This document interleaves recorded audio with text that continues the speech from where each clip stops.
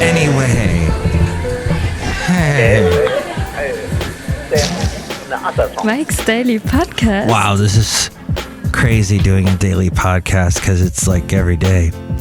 Every day I write the podcast. Mike's Daily Podcast. Or I probably should write the podcast because then it would sound better. It'd sound all constructed, but then I'd be reading everything on a piece of paper to you, and it would be very stilted and fake and artificial like most podcasts today. My name's Mike Matthews. Yay. It's FF episode 2546, 2546. Mike's Daily Podcast. Here at Cafe Anyway, somewhere in Podcastro Valley, the last place on earth, where we are expecting one more rainstorm, Mike's one more hurrah, Daily and then Podcast. we can forget this all happened. Yeah! Or try to. People don't get it here in California. Outside of California, you're like, wait, what? Rain? Why? So I guess there's no rain for the next 2 hours. That's a good thing. But it's supposed to be tomorrow sometime. 50% chance. Everything's just overflowing. It says, what? Now I'm not seeing any rain. 0% chance. So I don't know what's happening. Oh, here it is. At 9 o'clock tonight, we do have a 66% chance of rain. Is this going to be a big, huge spat of water? Or is this, I don't know, I'm getting conflicting information from my Bing. And anyway, Cafe Anyway, the point is, I've been doing a lot of podcasts lately from Cafe Anyway, somewhere in Podcastro Valley, and getting some interesting information. You've been hearing all about the wonderful stuff going on with our president in as far as stuff that he didn't take care of, the documents. But then, it's funny listening to one side criticize. And here's today's podcast picture. When the other side could be criticized just as much. The podcast picture today is myself and the wonderful Rocky the Kitten. Not named after Sylvester Stallone, but because he was a survivor. Like the song by Survivor, Eye of the Tiger. And he has the Eye of the Tiger, and he came from Hayward. He was the only cat that survived in his litter. So just like someone else who came from Hayward, The Rock. And he looks like Rocky the Squirrel, too, this cat. So you see the picture at mikesdailypodcast.com and all the past podcast pictures. The late great Baz the Boxer, we have featured pictures of him as well. So, what's all this stuff that you're saying, late great Baz the Boxer, about the debt ceiling and all that? Republicans are pressing to reduce government spending in exchange for raising the debt ceiling. This according to the Daily Wire. In a letter to House Speaker Kevin McCarthy, Treasury Secretary Janet Yellen, and when she wrote this, she was Yellen, acknowledged that the United States will reach the statutory limit of the debt ceiling this Thursday, and warned against failing to raise the debt limit. Wall Street Journal says, so the government will run out of funds sooner than expected because of Mr. Biden's determination to make taxpayers, rather than borrowers, carry the burden of student debt, and because of rising interest rates resulting from the inflation that the president's spending has exacerbated. This according to the Wall Street Journal. Given that Mr. Biden's fingerprints are all over the new debt deadline, not to mention much of the spending that created the $31 trillion monster, it would be flatly irresponsible of him to reject a negotiation with the Republican House over fiscal restraints. And CBN News said House Republicans want the Biden administration to agree to major spending cuts before they vote to raise the ceiling, but the White House is refusing to negotiate.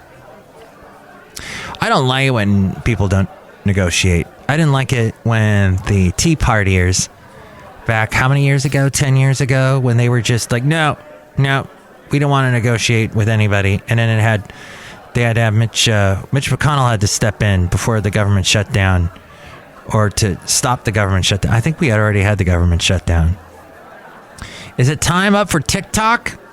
This podcast is not on TikTok. I am not on TikTok. I will never be on TikTok.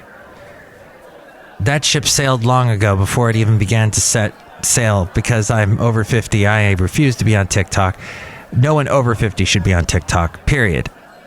If you're young, all right, go for it. Have the Chinese break into your phone and steal all your information and make your phone slow down, which it will. Chinese-owned app promises better transparency in order to stay in the U.S. This also from the Wall Street Journal. 2 years into negotiations with U.S. regulators about whether TikTok will be able to remain in the country. Remember that if you have a government phone, federal government phone, cell phone, you are banned from having TikTok on that cell phone. I don't know how they are enforcing that ban, but so U.S. regulators, 2 years into negotiations with them and TikTok. Well, TikTok will be able to remain in the country. The popular video sharing app is trying a new tack. Increased transparency. In recent conversations with Washington lawmakers and civil society organizations, TikTok has revealed details of a complex $1.5 billion plan to reorganize the company's U.S. TikTok. And they are hoping that details of its planned reorganization and promised measures to ensure oversight of its content recommendation algorithms will convince potential allies in Washington of its ability to operate independently of its parent company, which is China-based ByteDance Limited. So they have not been approved yet, but that's what they are hoping for. I don't think you should download TikTok. I don't think you should be on TikTok. It appeals, it plays to the very worst qualities of human nature. If you have OCD, you should stay as far away from TikTok as possible because it plays to that nature. As we go outside a cafe anyway, we're bringing Mike's Daily Podcast. Somewhere in Podcaster Valley, the last place on earth. Anyway. Let's see, Chicago Mayor Lori Lightfoot mired in highly contested re-election campaign and sought help from public school students. What? Several wealthy neighborhoods have turned to private security patrols to address local concerns about crime. Ms. Lightfoot's tenure also has been marked by repeated clashes with unions for teachers and police, contributing to low morale and departures from the police force. Early polling and surveys show her needing to fight to make it into the knockout round, says Wall Street Journal. 14.3% of American population are regularly using illegal, dangerous drugs. 14.3%. That, according to the Washington Times. San Francisco is proposing to give eligible residents who are black $5 million each, plus forgiveness of all debt. This, according to Fox News. San Francisco's Reparations Committee has proposed paying each black longtime resident $5 million, not $5, and granting total debt forgiveness due to the decades of systematic repression faced by the local black community. San Francisco African American Reparations Advisory Committee, which advises the city on developing a plan for reparations for black residents, released its draft report last month to address reparations not for slavery, since California was not technically a slave state, but, quote, to address the public policies explicitly created to subjugate black people in San Francisco by upholding and expanding the intent and legacy of chattel slavery. That, according to Fox News. I owe so much money in reparations because not only am I white, but so on my mom's side, she's German. So I probably owe a lot of reparations to people from the Jewish community. And then on my dad's side, there's a bit of Irish in there. So who knows what the Irish did that I owe reparations to. Probably if I was British, I'd owe reparations to the Irish, because wasn't there a lot of that going on, where there's war and violence, and I just watched the Dairy Girls, so I know all about it. And I listen to you too. But then, let's see. Wait, there was another German on my dad's side. Oh gosh, this isn't looking good. But then, and then I'm divorced, so I owe money to somebody else because of the divorce. But there you go. It ain't easy being Mike. What else? Anything else? Oh, repressive Taliban rule. Face coverings are now required even for mannequins, according to the Associated Press. Under the Taliban, the mannequins in women's dress shops across the Afghan capital of Kabul are a haunting sight, their heads cloaked in cloth sacks and wrapped in black plastic bags. The hooded mannequins are one symbol of the Taliban's puritanical rule over Afghanistan. Water conservation tactics are being reconsidered after the heavy California rains. You know how upset I get when people say anything. If they breathe the word drought, heck, if you breathe any word that sounds like drought, I get mad. If you say gout, spout, anything. I don't like it. I got very mad at someone on Fox Weather Channel. Some lady, blonde lady, who was saying, "Oh, California, you're still in a drought, and it's going to take a lot of years to get out." And meanwhile, water is pouring into my basement. I'm saying, what? There's water everywhere, lady. You have no idea. You're sitting there in your high tower, wherever that high tower is, hanging out in the high tower. That was a crazy show. So, hey, capturing rainfall rather. Politico said after the driest 3 years in the state's modern history, California suddenly has a different problem on its hands: too much water. An ongoing series of storms drenching the state has forced officials to take measures unfathomable. Fathoms. When you go underwater, you go several fathoms below the water. See that nice choice of words there? Like, now they're having to, here in California, release excess water from reservoirs and pumping surging river flows into storage. It's also renewing interest in how to better capture rainfall for dry times. This should not have even been contemplated now. This should have been contemplated 10 years ago, or when the drought started, whenever that was. I don't know. It seems like it's always been on. Agricultural areas have been long asking for this. And Republicans, particularly in California, have been asking for this. And now finally Gavin Newsom is embracing this. Ugh. He just finally now is ridiculous.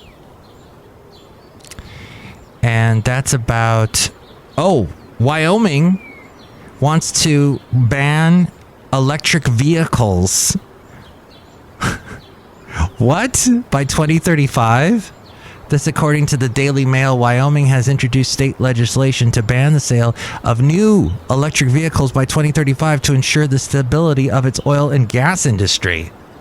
The announcement comes as several states, including New York, California, and Oregon, are doing the opposite, moving to phase out the sale of new gas-powered vehicles to combat climate change, which is kind of a bad idea in some ways because we don't have the electric grid to take. This is what I meant the other day when I was talking about how the power outages are caused more by Teslas than by falling trees.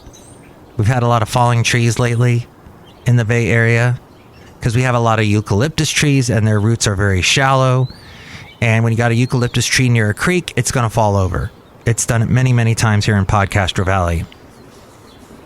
So I was saying that Teslas cause power outages, and what I meant by that, I don't think I explained myself clearly, which is a trait of mine, and that is the Teslas pull so much power from the grid, And when the grid has been sitting there for 60 odd years and the wire system and whatever is sitting there, and I have this confirmed from someone who sells solar cells, and gets your house all into solar power.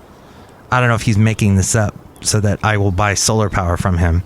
But no, he's also he knows the logistics of it, and he said, look, the wire that used to take this much electricity is now taking a whole bunch more. It blows transformers and causes havoc. And I had that same situation happen to me a few years ago here in Podcaster Valley. Our neighborhood was out of power for about 7 hours. I don't know for sure it was from a Tesla, but I did notice a lot of new Teslas in the area charging in their driveways.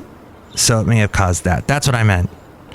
Power outages being caused by Teslas. So Wyoming is not going to have that issue, but they will be contributing to climate change with all the greenhouse gases that they're releasing. All the old dinosaur boons they're burning.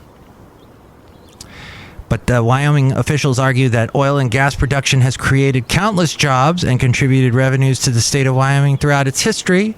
The bill also notes that Wyoming lacks charging stations and that the critical minerals used in electric batteries are not easily recyclable or disposable. And that is a truth that I have never heard an electric vehicle user ever defend. That is a truth that is something that will creep up on all of us in the future at some point. Wyoming ranked as the 8th top producer of oil in 2021 and hosts 30,000 miles of pipelines operated by 100 companies that maintain 68,000 jobs in the industry. Fascinating. One last thing here. I don't know if you work in radio. I don't know if you do a podcast. I don't know, because you can't really talk to me, can you? I mean, you can. You can call me at 336-MM Daily. That's 3 + 3 = 6. MM as in Mike Matthews. Daily as in what this podcast has been for a couple of days. Sometimes I get interrupted. Call now. 336-MM Daily. But here is how people act when they call a radio station. Now, or write to a radio station. Now, I used to run a show, the Santa Fe Cafe, which inspired this show, Mike's Daily Podcast, and Cafe Anyway, and all of that. And I used to get calls every night. People would call in to request songs, because back then you didn't have cool things like Spotify, which you can hear this podcast on Spotify, and say, I want to hear this song, or go to YouTube, and you can listen to the show on YouTube. They would have to call me and request a song, and then I would usually run into problems like my boss would say, no, we can't play that song, it's not popular, or some other roadblock would hit me. And then I'd have to explain to the caller or not tell them, or it just was a lot of human interaction. Now radio stations don't get quite as many calls as they used to. People will write and email the station, and when they do that, they feel a little emboldened. And they can be a little bit rude.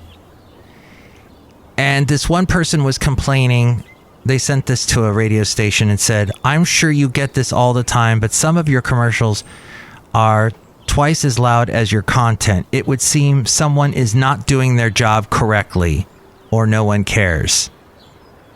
Let me just read that last sentence again. It would seem someone is not doing their job correctly, which they spelled "their" wrong. The I comes after the E, idiot, or no one cares. That is just, why just say, hey, guys, I'm listening to your station on the stream. Your station's streaming over the internet, and your commercials are way louder than the content. And isn't that interesting now? How the word content, we never used the word content. Now content is everywhere. What I'm doing now is content. What I do, I'm a content creator. Content, you know what? This guy is not content. So he wrote in, and he was rude. Why would you say it would seem someone is not doing their job correctly, or no one cares? Why would you even add that tag? Is that supposed to be funny? Is that supposed to be amusing? Do I amuse you? I just find that is asinine. Completely asinine. Right? Don't be emboldened to be rude when you write on the internet or write in an email to someone. What? Why? Let's see. Finally, this little bit. I had to say that. I'm not going to say what station that was directed towards, but because actually I don't even know. But somebody wrote that to a station. Okay. Somebody wrote this little opinion piece. I'd like to read it to you. Perhaps Joe Biden's big mistake was announcing he'd run for re-election because that's when all his trouble started. Think about it. Apparently, he's had all kinds of classified documents stashed all over for 6 years. No, okay, stop. Not stashed all over. Stashed in 2 places. Last I heard. 2 places on the other side of the political spectrum. The other party who had a bunch of stuff stashed at his place. So, okay, for 6 years. Yet none of us knew about it. He didn't even know about it. Okay, that's not good, but that happened only after Democrats outperformed in the midterms and Joe Biden then decided he hadn't passed his expiration date after all. Okay. The fact, if this information would have come out, the fact that the former president picked some of the worst candidates in the history of the world, you don't think that wouldn't have caused the midterms to still fall in Joe Biden's camp? They're coming up with every excuse. Oh, and wasn't the midterms fixed by the cabal in Silicon Valley? That group of really small techies that decided to sway the election whichever way they wanted, like they did in 2020? This person goes on to say, the problem is that many in his own party don't agree. They see Biden's frequent confusion growing worse. They realize he might not have won in 2020 had he not been able to campaign from his basement. Okay, this person is sour grapes all over. Okay, I thought the fact that he won was because of the cabal in Silicon Valley. So why do you care he was in a basement? He was not trying to get COVID. Because back then, when you got COVID, there weren't vaccines. You got really, really sick. I got COVID a couple weeks back. I got sick and it was uncomfortable and I didn't like it. But it would have been 20 times worse had I not been vaccinated. Now, I'm still a little bit congested in my left ear. I still have I have to tilt my head a certain way and then I can actually hear out of it. It's sort of like a swimmer's ear thing, but I don't really hear fluid in there. It just kind of clogged, but it's getting better every day. That was the worst part of this whole COVID thing. Would I have wanted it any worse? No. I probably would have no hearing in that ear at all had I not had the vaccination. So what is my point is that he had to stay in that basement to not get COVID. Which, as you remember, our president at the time, Donald J. Trump, did get COVID. And he got really sick by all accounts. They won't give us all accounts. They're hiding the information. Maybe Biden's lawyers are hiding the real information about this. And Hunter's laptop and all that other stuff. But the point is, COVID was nasty. And that Biden was trying to hide from it. And people didn't want to go to election centers and go to massive spreaders, super spreading places. They wanted to vote from home. And that's how, and Biden won. But the big problem, and they could have voted for Biden, who was hiding in his basement, or voted for the other guy who was sick with COVID and infecting everyone around him. But the biggest problem, this person goes on to say, is that by running for re-election, Biden is blocking the rise of a new generation of Democrats. Oh, so this person wants the Democrats to bring out the Alexandria Ocasio-Cortezes and the other people that are younger than the Biden. Joe Biden was a compromise candidate from the start. So even a compromise candidate beat Trump. Interesting. Democrats rallied around him out of necessity. If he is no longer useful, they'll move him aside for the same reason. Okay. Don't know where that was going. Thank you, person who wrote that article, basically ending that by saying Democrats are going to get rid of Biden and find someone that will work. Right, as they should, as you guys should have a long time ago. Republicans should have replaced Trump long ago. Why do they keep and apologize for everything he's done? The constant. I would not be able to do. Look, I'm not going to do I'm not going to turn myself into a pretzel for any candidate, for any politician. That was just a ridiculous. That's a very smart person who wrote that, but just that whole apologizing for someone whose ego was so big. I could be talking about either president, by the way. It's just ridiculous. Why do we should not do that and find someone who is a good candidate. Vote for me. No, don't do that. Look who's here outside a cafe anyway. Perhaps you want to vote for this person. Hello, my gracias. It's Chely Shoehart, gift shop supervisor. So is the next storm going to be really, really bad? I can't really tell at this point. We'll hope for the best. But once it's gone, we're done. Thank goodness, Mike Matthews. All my snow globes are getting wet. Well, isn't the inside of a snow globe wet anyway? Yeah, okay, whatever. Well, food for thought. Look who else is here. Oh, Mike, this is Floyd the Floorman. And this is John Deere, the engineer, Mike. Yeah, I hope we don't get any lightning and thunder because that could strike Cafe anyway and cause us to lose our podcast connection. Uh-oh. And if we lose our podcast connection, we might get an angry email from someone saying, nobody cares over there. Am I the only one that cares? You guys should do your job because you don't like your job. You should do your job because you don't do it in your... Get a life. Next show, it'll be the wonderful Benita, the disgruntled fiddle player, and the brewmaster. Mike's Daily Podcast is written and produced and performed by Mike Matthews. His podcast is super easy to find. Download or listen to his show and read his blog at mikesdailypodcast.com. Email Mike now at mikesdailypodcast@gmail.com. See you tomorrow. Bye.